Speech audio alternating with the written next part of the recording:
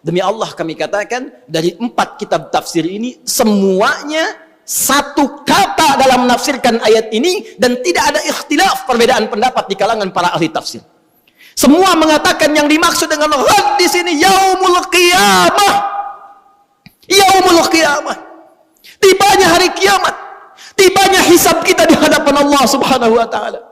Dalam bahasa bebasnya, tapi lugas dan tegas, seakan Allah ingin mengatakan, "Hei, kalau besok kamu dihisab dari pergantian waktu yang telah kami lalui, dari masa yang telah kami berikan kepada kalian, dari setiap perganti tahun, tahun baru, kalau tiba-tiba besok kiamat, bekal apa yang telah kamu siapkan untuk menjunjung itu? Bekal apa yang telah kamu hadirkan untuk menghadapi hari kiamat itu?"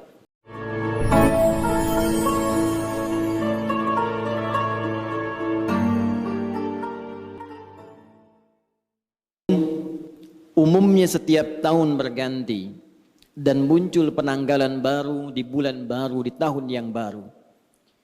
Sebagian aktivitas manusia ada yang melirik kepada waktu usia yang telah Allah anugerahkan untuk beraktivitas. Ada yang mengatakan saat ini saya telah berusia 15 tahun. Ada yang mengatakan saat ini saya berusia 20 tahun, 30 tahun, 40 tahun. Bahkan ada yang melebihi dari usia Nabi sallallahu alaihi wasallam saat diwafatkan Allah, kurang lebih 63 tahun. Apakah 70 tahun, 80 tahun, ataukah lebih daripada itu?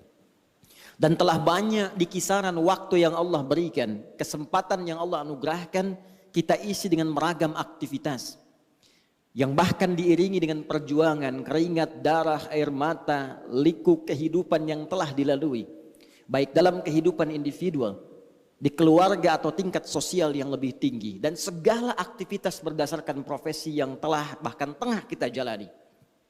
Dari sekian aktivitas yang telah kita lalui itu, ada satu ayat yang penting kita renungkan dalam Al-Quran.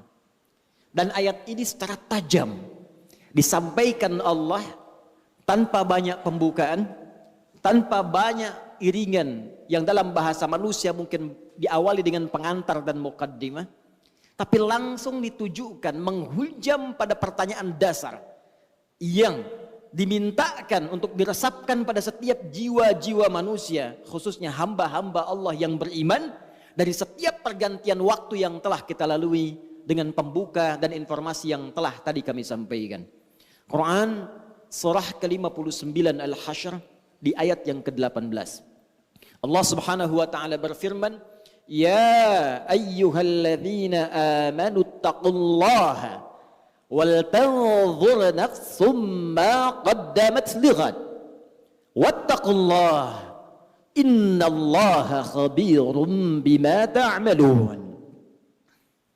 Hadirin, ayat ini dibuka dengan tegas oleh Allah Subhanahu wa taala untuk menghunjamkan sebuah pesan yang dalam, khususnya ditujukan pada orang-orang yang telah menyatakan dirinya beriman kepada Allah Subhanahu wa taala. Dan berbahagianya kita semua, insya Allah, kita yang hadir di masjid ini, baik di area dalamnya, di luarannya, sekitarannya, insya Allah kita termasuk dalam golongan orang-orang beriman. Karena panggilan Jumat dibuka dengan panggilan iman.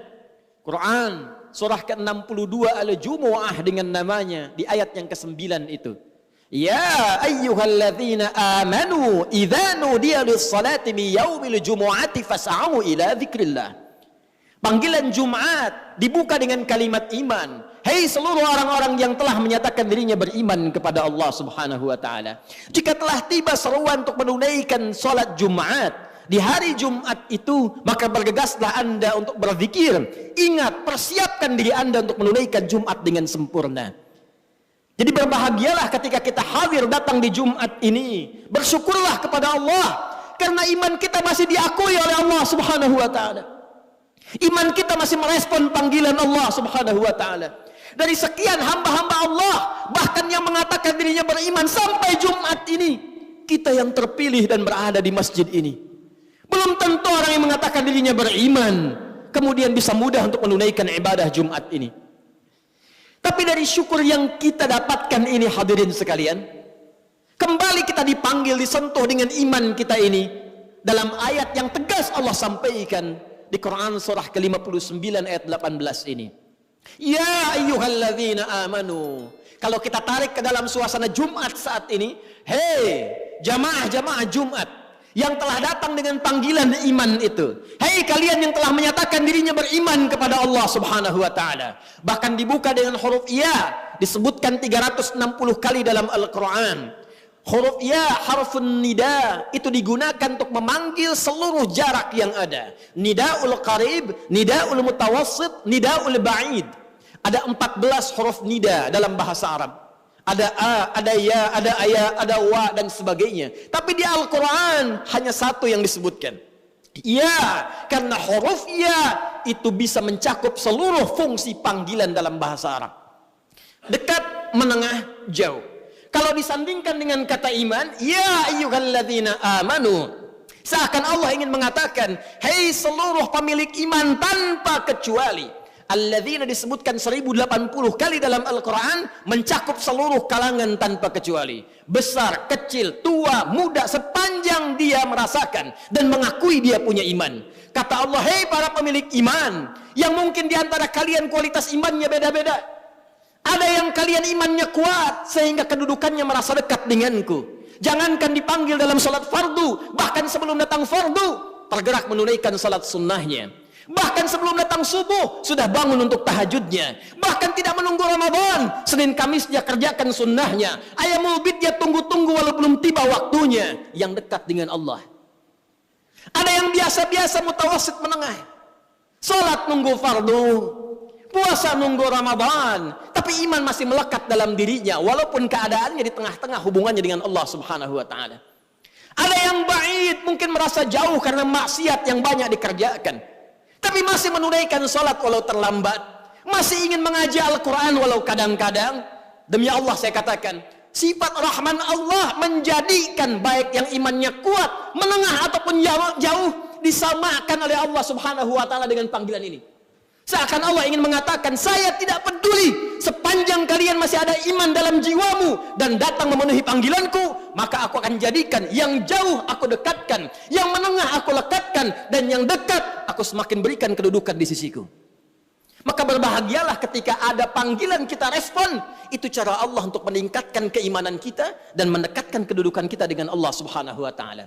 Karena itu, sebelum masuk kepada inti penjelasannya, Allah tegaskan dengan menggunakan kata ayyuha, disebutkan 150 kali dalam Al-Quran.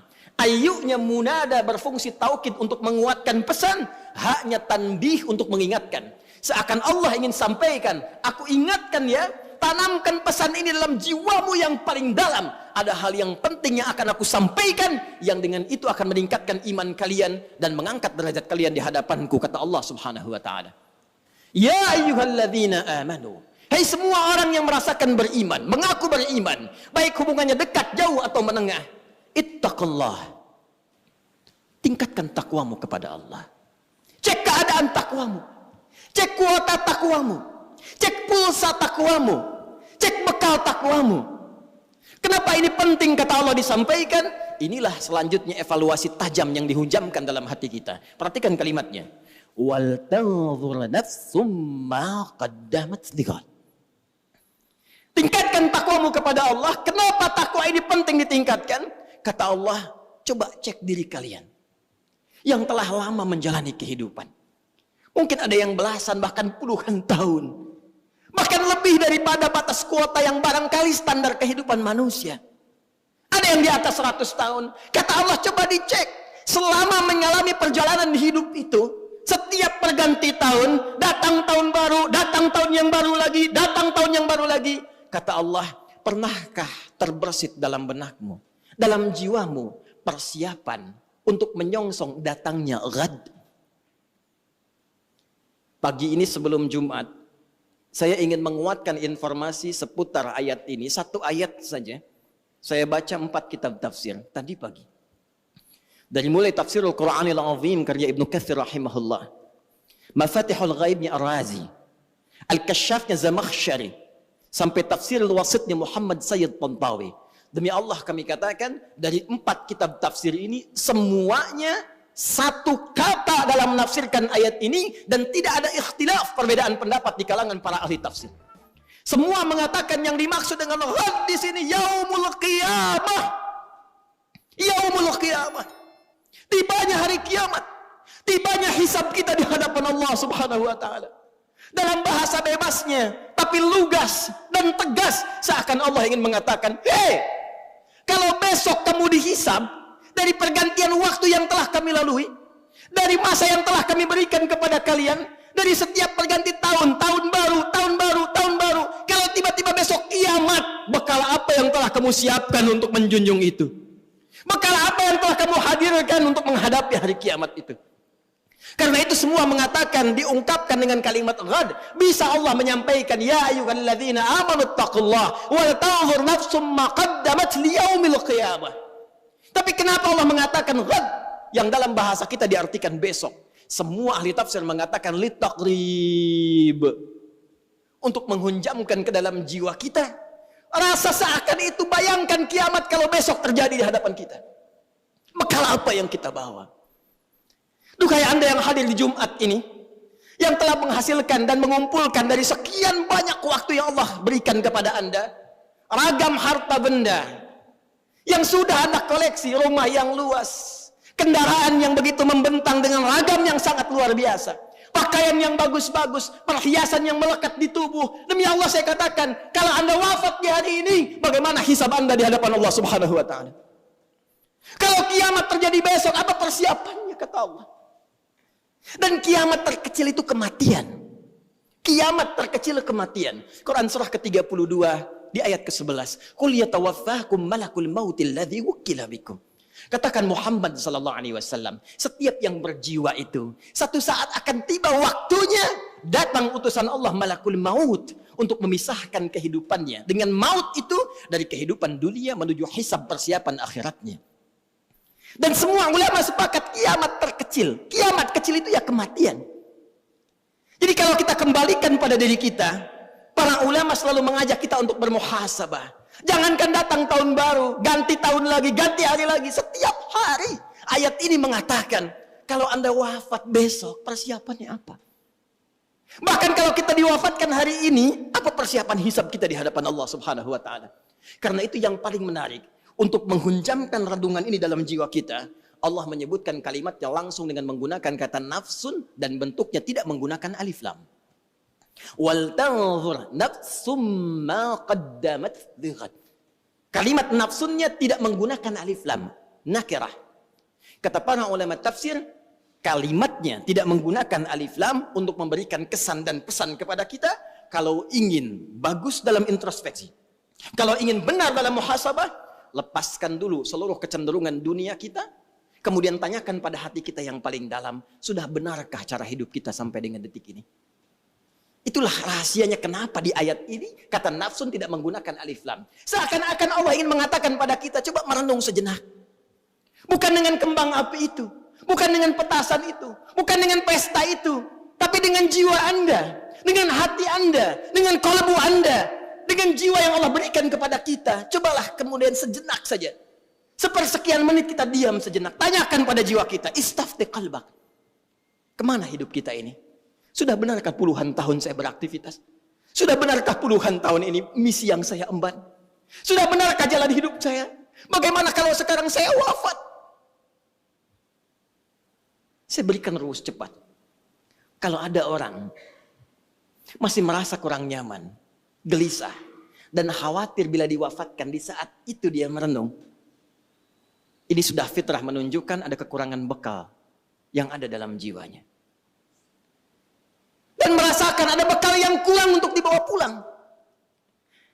Yang paling mencengangkan dan paling irasional, sudah tahu bekalnya kurang, sudah tahu yang kemarin itu masih banyak kurangnya, kok sisa yang diberikan masih main-main juga? Kok sisa waktu yang diberikan masih belum serius juga? Jadi kalau sampai Jumat ini, sampai detik ini, belum mampu merubah kita untuk dekat dengan Allah, Anda butuh berapa Jumat lagi? Anda butuh berapa tahun baru lagi? Apa masih senang hanya dengan urusan dunia Anda rayakan, sementara besok kita berpulang di hadapan Allah Subhanahu wa taala? Ingat akhirat, bukan meninggalkan dunia. Tapi ingat, akhirat mengarahkan anugerah dunia yang Allah berikan kepada kita supaya ditata menjadi kepentingan ibadah.